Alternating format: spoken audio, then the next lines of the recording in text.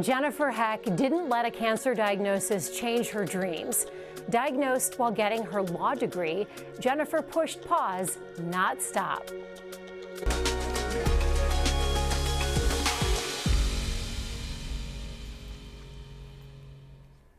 Good morning, I'm Alexis Del Cid. Welcome to the Morning Medical Update. When wife, mother, and aspiring attorney Jennifer Heck went back to school to get her law degree, she had no idea the true test would be what would come quickly after. And what seemed like a game-changing diagnosis was only a temporary setback. That's kind of one of my mottos as I go, that, I can find joy in the journey. In 2023, 56-year-old Jennifer Heck headed back to class. She'd raised her 4 kids, including NFL offensive lineman Charlie Heck. Now it was Jennifer's turn to complete one of her own dreams. But while attending Duke Law School, she started feeling pain in her arm. And I'm like, that's what happens when you go back to school in your 50s and you're carrying, law books this thick in your backpack. I must have, irritated my shoulder, but it got worse and worse and worse and worse. She saw Dr. Paul Schreppel, orthopedic surgeon at the University of Kansas Health System and head orthopedic surgeon for the Kansas City Chiefs. He took some x-rays of Jennifer's arm. He said, there's nothing wrong with your rotator cuff. Everything looks really healthy. And I was like, okay, well, it really hurts. And he's like, right. This part here, this bone, should be white. And there were areas throughout that were just gray. You could kind of almost look like you could see through it. Dr. Schreppel ordered an MRI and referred her to orthopedic oncologist Dr. Kyle Sweeney. Cancer never crossed my mind. The team needed to stabilize Jennifer's arm immediately with a titanium rod in hopes to grow new bone. Soon, a bone marrow biopsy would confirm Jennifer had multiple myeloma, a rare and uncurable blood cancer. If somebody had said, you're going to get a cancer diagnosis, how do you think you'd respond? It was different getting that information than what I would have expected. And I think getting the information the way I did and from the doctors was very helpful for me to kind of keep this thing from like, this is a disaster and who knows how big and bad it could be too. This is what it is. This is how we treat it. There are protocols that are successful. Jennifer, who handled her diagnosis like a champ, got emotional though when she and her husband Andy, a former NFL player himself and now a coach for the Kansas City Chiefs, gathered their 4 children to share the news. That was probably the first time that I had allowed myself to have a breakdown. Telling them was so hard because they were so sad and scared. Next, medical oncologist Dr. Al-Ola Abdallah started Jennifer on 4 rounds of chemotherapy. He told Jennifer her diagnosis would require a bone marrow transplant. No need for a donor, though. The team would be able to use Jennifer's own cells and reinfuse them back into her body. You sit in a chair and they have this machine and they're taking your stem cells out and putting the blood back in. Jennifer is now on maintenance therapy indefinitely, a daily chemo pill and a shot she receives monthly at the Cancer Center. I honestly felt like I'm part of a team at KU. I'm going to be a good team member here and do my part of it. She trusted her team at KU, and during it all, even made it out to Las Vegas to watch the Kansas City Chiefs win the Super Bowl. Seeing the grit and the resiliency of the athletes, the coaches, that's inspirational to me. She relied a lot on her family and the Heck winning spirit to pull her through. Was it your grandson? Yeah. We were just talking, that was Jennifer's grandson in that final shot, the little boy with the headphones. Yes. We are so glad to welcome Jennifer to our program. Thank you for being here. Thank you for having me. And we are also very glad to have her hematologist, oncologist, and director of the Plasma Cell Disorder Program, Dr. Al-Ola Abdallah. Thank you for being here. Thank you also.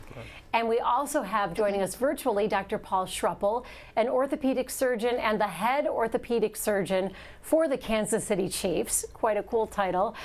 Thank you for joining us, Dr. Schreppel. Jennifer, how are you feeling today? I feel great. I'm energetic. I'm doing what I love in life. I feel great. I feel absolutely great. You can tell you're such a mom, which you were so stoic and brave, and the one time you break down is telling your kids, because we want to protect our kids from everything. We do. And you know, you never want to have that kind of conversation with your children. But it was just the first of many conversations. And you know, my journey has been a great one. And the kids are part of my team and support system, and they're young adults. So, you know, they were able to rally and be part of this journey with me. We'll dive into your medical journey. I do want to ask you, what is studying the bar exam like with 4 kids, a husband who's a coach in the NFL, in the middle of the football season? Where do you go to study? So I'm actually also working at the district attorney's office with the juvenile justice team. Wow. So I'll be taking the bar exam in February, and we'll have a little bit more time in the next couple months when I'm finished with my experience at the district attorney's office to do that full time.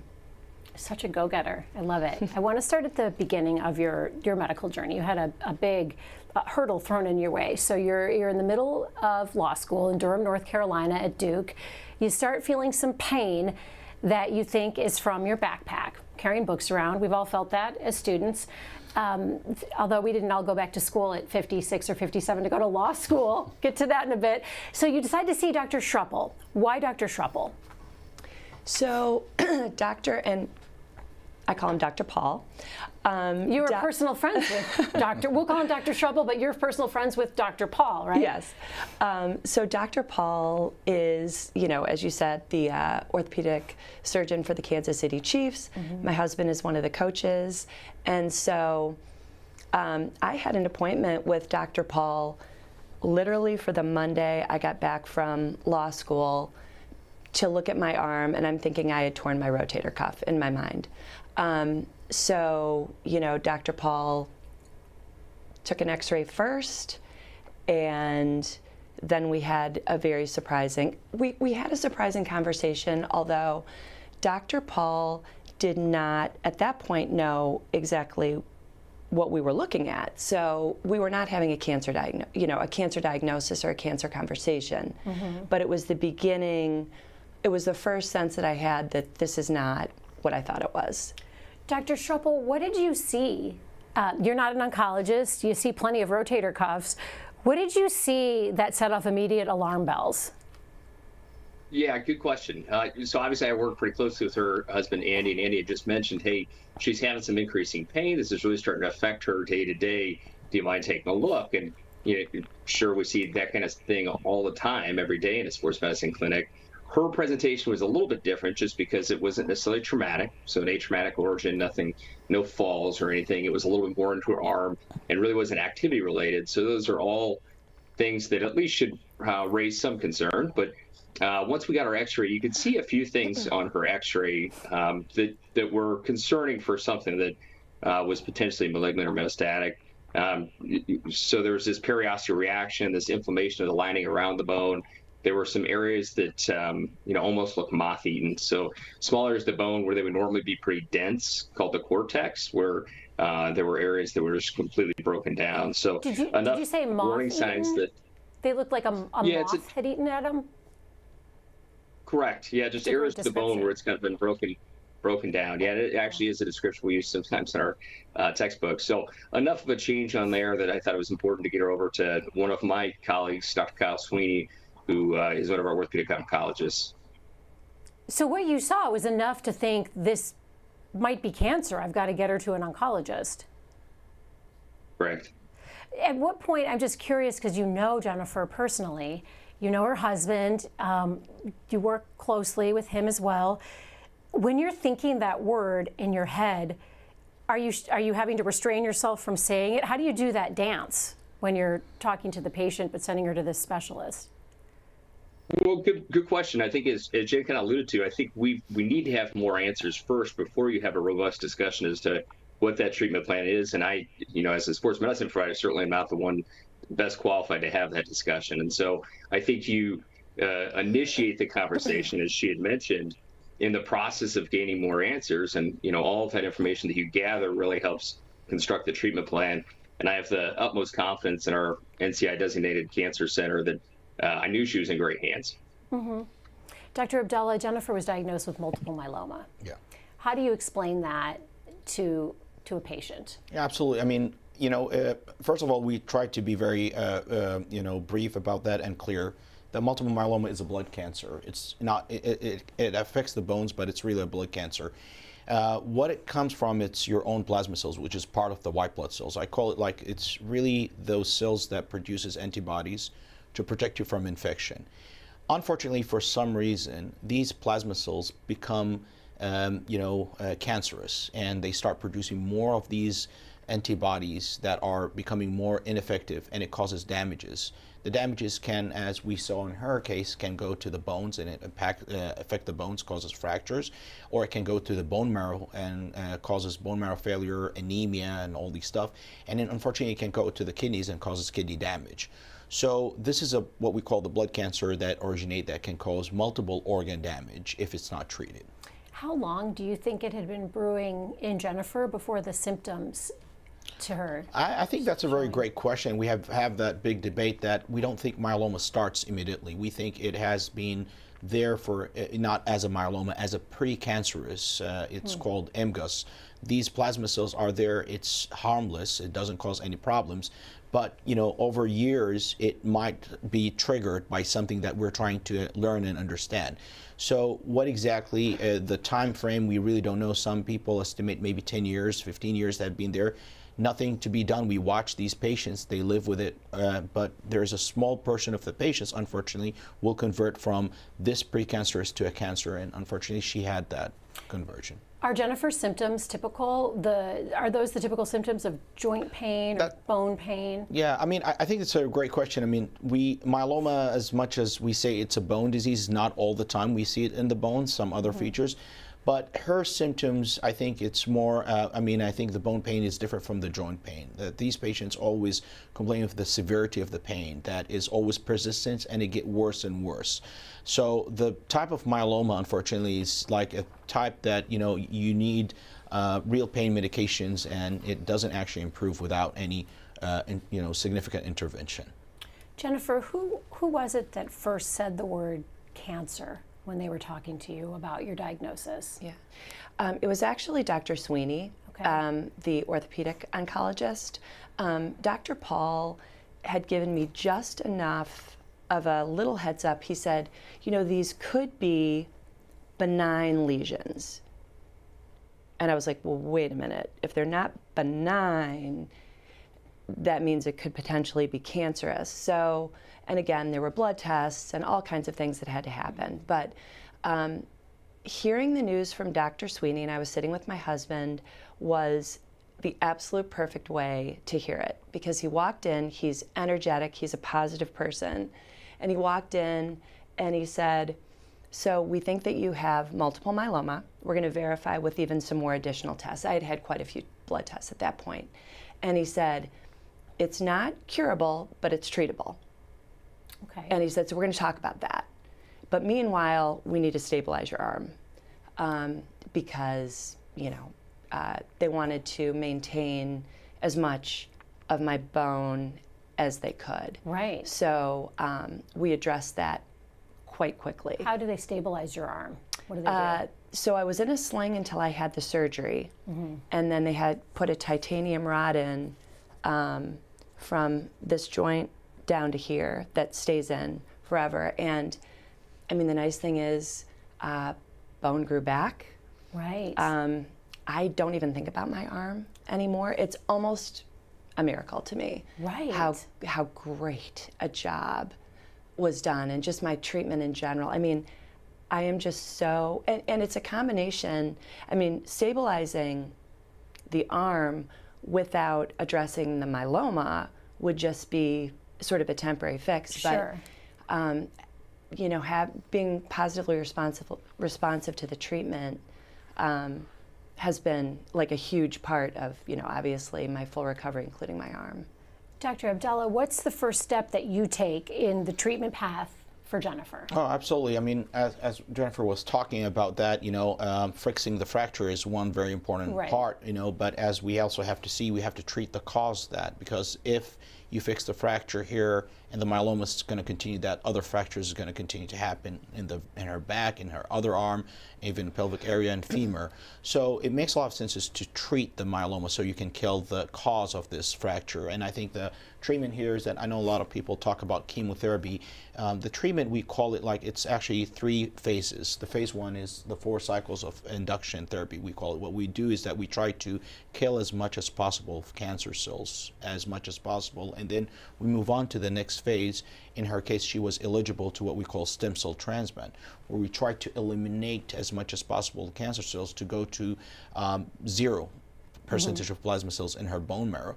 And the third step, which she's right now in it, is maintenance therapy, is keep the disease in remission as long as possible. So she got through the first and the second phases, and now she's in the third phase, which is, like as we talk about, just to keep the disease under control. So this all treatment, I think it's just like, keep patients as much as possible in remission as long as possible. So you're clearing the field Exactly. with the chemo, and then bringing in the bone marrow transplant? Correct. That's another part that we do, we still use a drug called melphalan. That's part of the stem cell transplant.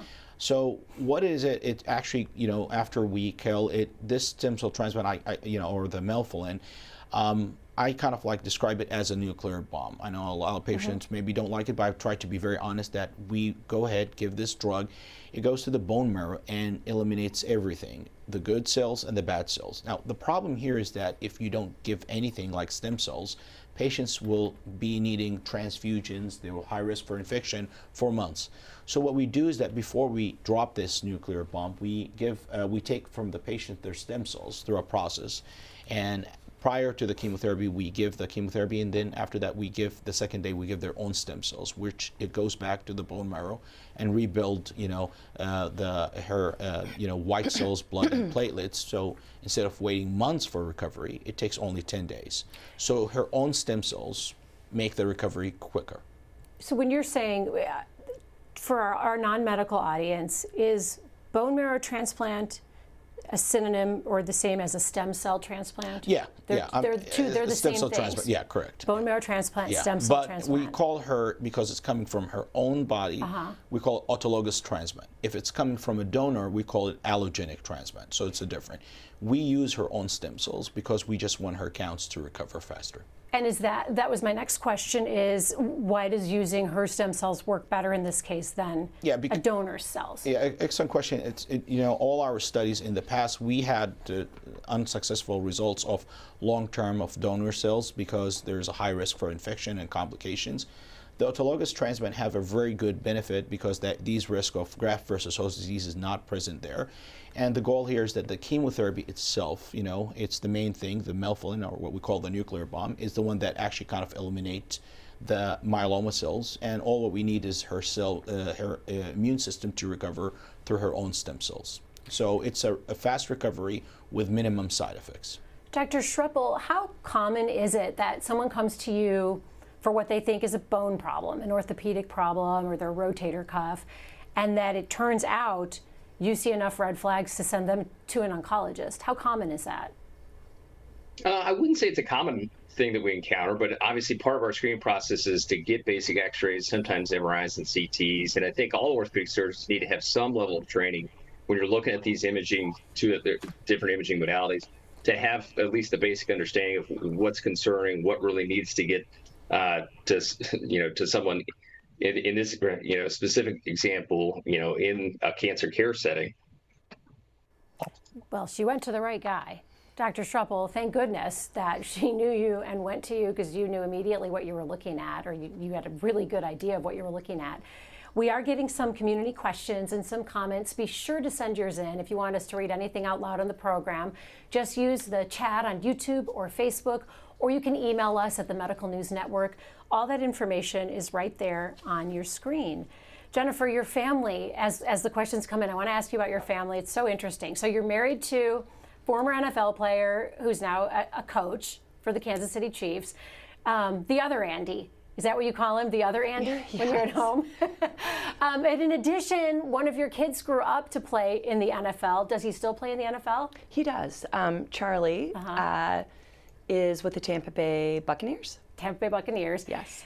And you have 3 other very successful children. I do. My triplets, yes. Okay, so you're the mom of 1 kiddo and then triplets. What came first, the triplets or the single kiddo? No, Jonathan was born first, Okay. and when he was 2.5, the triplets were born. And is one of those triplets the NFL player? Yes. Okay, so the Yes. one in the middle. Yes. Obviously, the one in the middle of the 3. So 2 girls and a boy. Correct. Right. Okay. As the spouse of an NFL player, spouse of an NFL coach, coaches are on the road for a good chunk of the year. How did you juggle? Well, first of all, how did you juggle 4 kids with a coach as they were growing up? Yeah. So fortunately, Andy had a fairly long playing career, and the players have a friendlier schedule. They're home by dinner, unless they're traveling for an away game. They have an off season as well. So he was very present when the triplets were small. Now, they were born in the middle of the football season, and he was with the Bears at that time. And the ownership there was so wonderful. They had a plan to get him back in case I happened to go into labor when he was at an away game. Okay, good. I would hope so. Which did not happen, Yes. luckily. Thank goodness. But Charlie and John were able to go and, work for the team during the summers, and they're all huge, diehard football fans. How did you juggle cancer treatment as a family in the middle of an NFL season or in the middle of an NFL career for your husband? And you're going to law school. It's a lot. It's a lot to keep track of, even in saying what Jennifer has done and was doing. How did you juggle all that emotionally? Yeah. So I had to take a semester off. And I wasn't sure. I was hoping I would get back to law school, but it depended on how things went. But I did have the stem cell transplant during the football season. And that is by far the most challenging part of the treatment. But we had arranged for a very close sister of mine, my 2 daughters, a daughter-in-law. People were taking rotations to be with me and be supportive. And I think the team was also ready at any point if Andy, had to bow out, they were ready for that. But I responded so well to the care after the stem cell treatment. And it was actually a very special time with the people who came to help me and be with me and, live at our house for a few weeks at a time. And Your loved ones and your friends that came to stay with you? They did, yeah. How long did you have people staying with you? That's so important. Doctors always say the emotional component has a lot to do with how quickly someone heals. Yes. Well, for 30 days after you have a stem cell treatment, you're not even allowed to go outside. You can go outside with a mask on to get in the car, and you check in.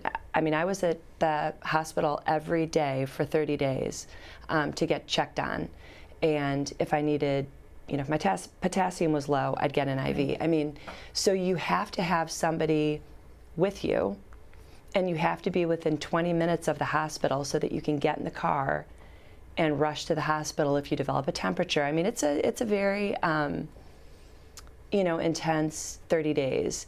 And so having people that, were taking great care of me at home when Andy wasn't there was huge. I can imagine. Why can't you go outside? So I think the purpose here is that we have to understand about that chemotherapy. Your immune system is trying to recover, and the first 30 days is very challenging because of the infection rate is very high. We have a great success when a lot of our patients are compliant with this strategy, that they have a less risk for having infection, less risk for developing mortality. So your immune system is not yet recovered. So any kind of infection, a small or a big infection, can be a little bit catastrophic, and we don't want any patients to have any harm from our treatment, because the goal again is to keep the patient alive and away from hospitalization. Any sort of cold or infection or flu, so you can't leave your house for 30 days except doctor's appointments. Correct, and I think the whole purpose is to prevent these infections, you know, and we don't want any complications for that. So I know patients get really frustrated and, you know, annoyed about that, but this really actually helps a lot, you know, to keep their immune system, to keep them protected from any kind of infection. Did the people caring for you also have to stay inside for 30 days and 30 nights? Was it? No, but they all wore masks. Sanitizer on their hands. We social distanced, and I followed it to the letter of the law. And I would say too, if anybody is facing something like that, in the big picture, 30 days is nothing. And if you can get through, I never ended up having to be hospitalized. And you know, it's worth being vigilant about it and making the decision to just, whatever the doctors tell me to do, I'm just going to do it. I know they have my best interest at heart. Model patient right there. You won't get any pushback from Jennifer. No. Dr. Schruppel, you're close with the family. Was it hard, or how do you not get emotional when you're also close with her husband and you're working together and you're both with the Chiefs? How do you keep emotions out of it? Yeah, I think it's tough to ever take emotions completely out of this. It's such a big diagnosis and so impactful to the patient's family's lives. Thankfully, we've got an exceptional team within the KU Cancer Center, so I was very confident that she was in good hands. And I knew that we were passing her off very quickly to the right team to take care of her and provide her what she needed at the right time. I tried to be as supportive as possible, and I'd run into Andy just around the building, see how she's doing, see if there's any way I could help. But I think there's no way to take emotion completely out of this.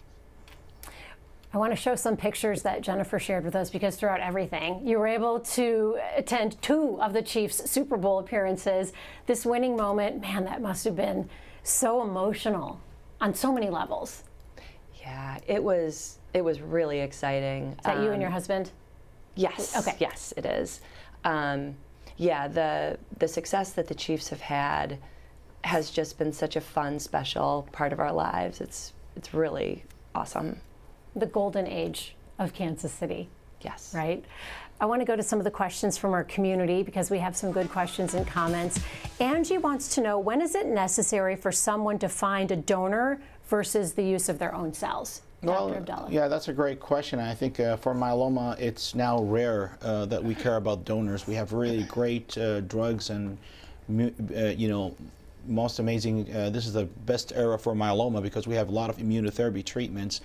And I think the stem cell transplant is so far the oldest, but, we don't require any donors, for the myeloma anymore. It's really rarely, and very, very rare cases, in this case. Question for Jennifer from Julie. Julie wants to know, have you ever gotten to meet Taylor Swift?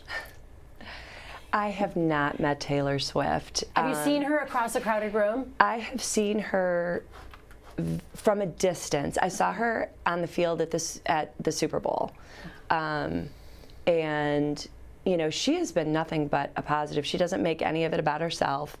And Travis seems like he's his happiest, best self. I think they're a match made in heaven. Oh, a lot of people are squealing right now at home. Wee. Jennifer wants to know, Tony wants to know, Jennifer, what kind of law are you focusing on? And you said child protection. What's the... Yeah, so I am going into child welfare law. And I also have had an opportunity. I used to be a teacher. I knew I wanted, when I made this pivot, to do something that worked with families and children. And at Duke, I was able to work in a clinic on special education law. But my child in need of care work is probably where my heart is.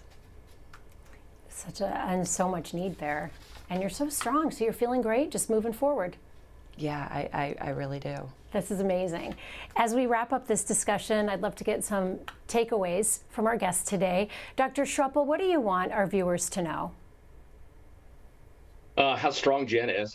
I mean, I think this is an incredible thing to go through, and the ability, the way that she went through it, as stoic and as poised as she did, and as compliant as she did, I think is exceptional. And I think, she had a great team involved. So I think it's an exciting time. Obviously I see it from a distance in sports medicine. I'm not intimately involved with cancer care, but I see so many exciting immunotherapies and treatment options that weren't present even 5 or 10 years ago. So, and I think the future is even brighter.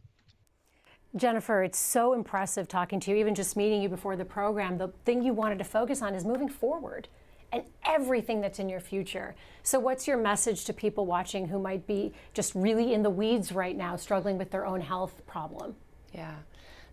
I do think that especially in the blood cancer world, there are incredible scientific changes and advances happening.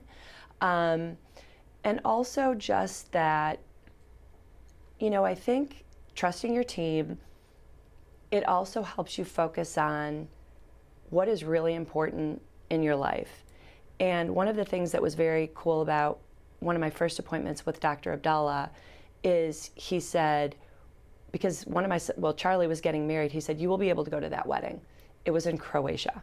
Charlie's your son? Yes, Charlie. my son. And he knew I wanted to get back to law school, and he said, okay, that's what we're working towards. We're going to try to help you get to live the things that are important to you and enjoy life. And the treatment now allows you to have a life going forward because you feel well enough to do that, which is amazing. A speed bump, but it did not change the course of Correct. what you wanted to do and your plans and your dreams. Yes. That's wonderful. Dr. Abdallah, what do you want our viewers to know? Well, mainly, I think we all understand about how much myeloma treatment is advancing. And I think always, as I always agree with a lot of physicians, is to understand about how KU is an NCI Comprehensive Cancer Center, which have more advanced treatment, and we want to give this opportunity for a lot of patients in Kansas area to come to our center, and receive the best treatment care,